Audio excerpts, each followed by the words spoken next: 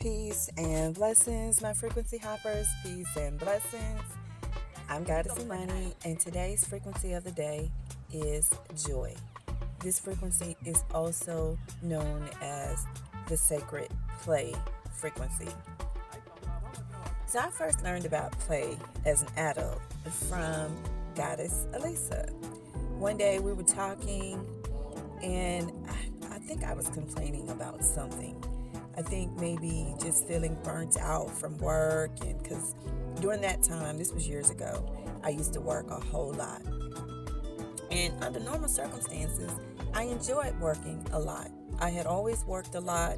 At that time, I believed that you had to work hard in order to make things happen, to make the magic happen. But I was getting to a point where I was beginning to burn out. And so she looked at me and she said, "You know what you need to do?" I said, "What's that?" "You need to play." And I was like, "Play? What is play? What are you talking about? What do you mean play?" And she said, "Exactly." So just to rewind a little bit, when I was growing up, I remember my early childhood. When I say early, I'm talking about like 5 and under, around that time. I remember because we lived with my grandmother, my mother's mother, and I remember my older brother and I, we were able to play outside, and I remember us doing like little exploration things outside. I remember playing hide and go seek, 1, 2, 3, red light, all the games. I remember that then. But then I remember around the age 7, it seemed like all the fun, all the play just went away, and life was very hectic, and it was crazy. It just was crazy. And so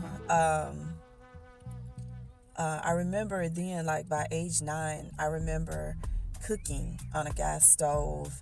And although like by Asian standards, that's like way late in the game, because I've seen young Asian children cooking on fire. But for American children, that was like a whole lot. And at that time, my brother and I, we were latchkey kids. We used to go to the grocery store. My mom would leave an envelope with money and coupons and a list. And we would go to the grocery store. And I remember us having to walk about maybe a mile or two to get to the store. And then push the buggy home with all the groceries, right?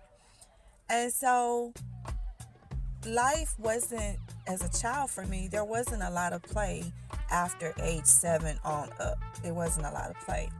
And that carried on into my adulthood. And so I'm not even sure what year this was that Elisa and I had that conversation. Maybe 2018, 2019, somewhere in there. Probably 2018, I'm thinking, where she was telling me, "You need to play more." So I started to learn how to play as an adult.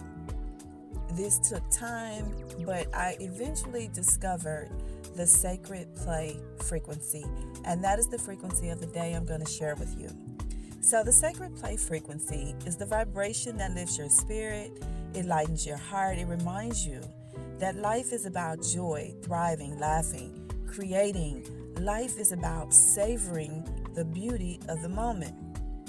If you look through my photos on my phone, you will see probably a lot of random photos, mainly of nature, like when I'm out at the park, like I am right now. If I walk by and see beautiful flowers, anything that looks artsy and unique and creative, I'm taking pictures, right? That's part of savoring the beauty of the moment. Now, the powerful part of the sacred play frequency is that when you anchor into joy, you're not just feeling good, you're strengthening your energy field. Joy is like spiritual muscle memory. The more you choose it, the more resilient, courageous, and radiant you become.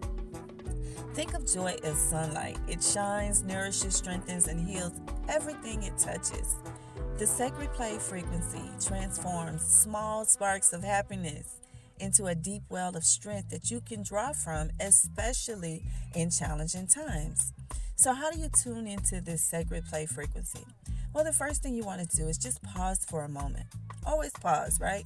Give yourself a chance to breathe Inhale, exhale. Ask yourself, what simple act of play can I give myself today? What simple act of play can I give myself today? It could be humming your favorite song, dancing in your living room, or laughing with a friend. Every act of play amplifies your strength and raises your vibration. Now, what I created for me is I created a hobby discovery map. And then what I did was, my process was, I thought about when I was a child and how I dreamed of living in France. And I still may end up in France. Who knows? I'm definitely going to go. I've been there. I'm definitely going to go back. So hopefully soon. Hopefully soon. So the first thing you want to do is you want to start with things that spark your interest right now. Think of it as a time to play, sample, and explore without expectation. Every new interest is like a frequency hop. You don't have to commit to all of them, only the ones that light you up. So that's your first thing. Another thing that you can do is you can rekindle old joy. Think back to what you loved as a child or maybe as a teenager before life shifted your focus. Think back. Like I said, when I was young, I really, really wanted to live in France. Let me tell you what my plan was. Okay, so I had taken French in high school, and I used to speak it fluently, okay? But I'm from Texas, and in Texas, no one speaks French. If you're going to speak a second language, it's going to be Spanish, right? Espanol. So eventually, over time, it began to fade, but I spoke it fluently. And my plan was that I was going to go, and after I graduated high school, I was going to go to France and study abroad. And then, of course, I would use my French. What I knew about my French, I was going to use it there. So life didn't happen that way. For most of you, if you don't know, I got pregnant in the 8th grade. I was 14. So by the time I graduated high school, I had a young child in tow, right? And life was very different at that point. So anyway, think back, though, when you were a child, okay? Or when you were a teenager, what did you like? Rekindle that old joy. So the next thing you want to do is create a ritual of discovery. Dedicate one day a week as your adventure day where you try something new, big or small.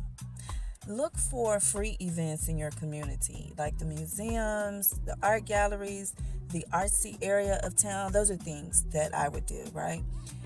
In Fort Lauderdale or wherever I'm living, I look to see if there is a free day. So whatever free day that is, whether it's, Sunday or whatever day it is, I go on that day. And then if they're having a special event, like for example, at Fort Lauderdale, the art museum for residents, you could go free. I forgot which Sunday it is, but you can go on that particular Sunday. And then they have the wine where you get the wine 2 for 1, right? So then Elisa and I both, I usually don't drink, but under the circumstances, I make the exception where we can then have wine. Or I find an art gallery, or down in Miami, you have Wynwood, which is the artsy area, and you could just walk down the street. Plenty of art to see, all the streets, just art up and down, everywhere you look. Statues and all kind of stuff that you can look at and take photos of, or just embrace it, right? Embrace the moment if you like that sort of thing. You may also want to try the Science Museum if you're into science, or whatever they have, parks and recreations. In Florida, they tend to have a lot of free concerts at the parks, so we'll go to those as well.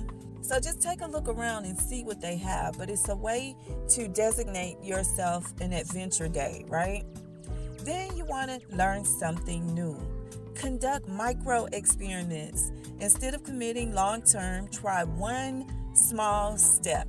A beginner's class, a one-day workshop, or even a YouTube tutorial.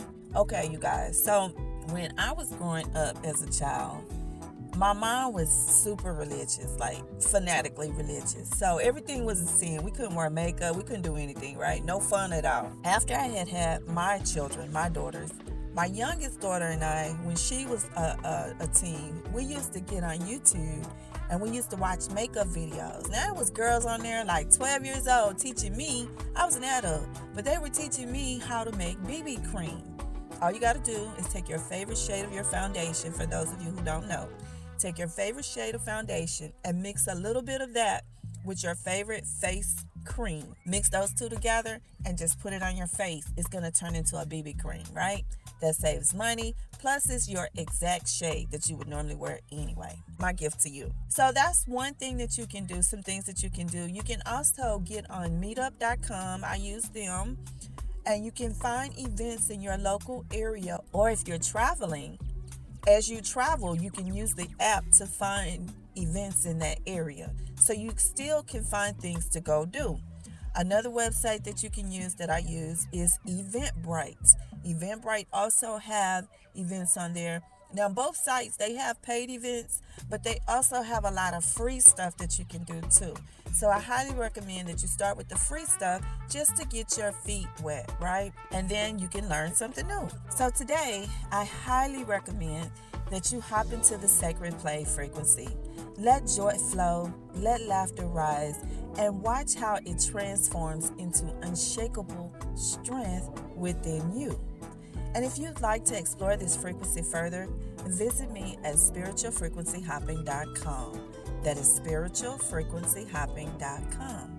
And until we speak again, keep playing, keep rising, and be the light.